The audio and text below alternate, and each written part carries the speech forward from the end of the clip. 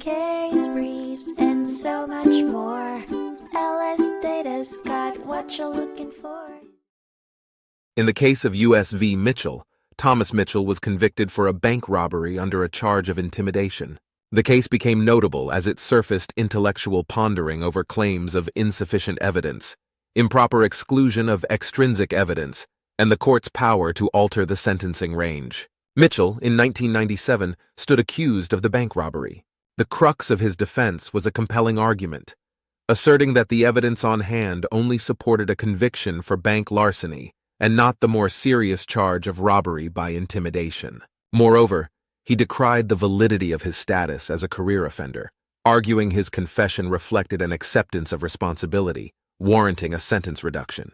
The district court, however, held a different perspective. It categorically rejected Mitchell's arguments, standing by its original sentence and conviction. Spurred on by the essence of justice, Mitchell decided to seek redress at the appellate level, bringing his case before the United States Court of Appeals for the 10th Circuit.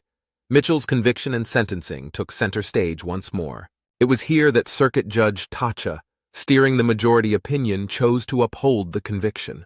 The court determined that given the events of the bank robbery and Mitchell's aggressive behavior, the jury could understandably consider his actions as acts of intimidation. In effect, the court recognized that Mitchell had indeed committed a bank robbery and not merely a larceny. Judge Tacha also explained that Mitchell's previous escape attempts were properly characterized as instances of violence, further solidifying his status as a career offender. Amongst Mitchell's allegations, the court scrutinized his request for a sentence reduction.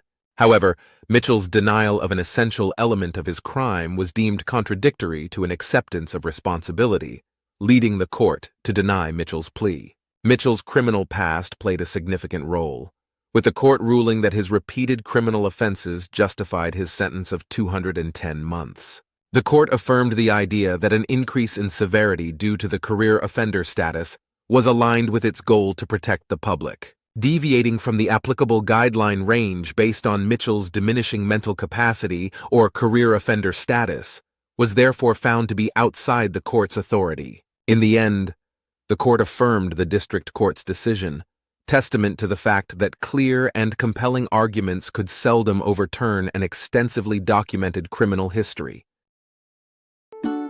Case briefs, and so much more. LSData's got what you're looking for. Visit lsd.law, elevate your mind. Leave the stress of class.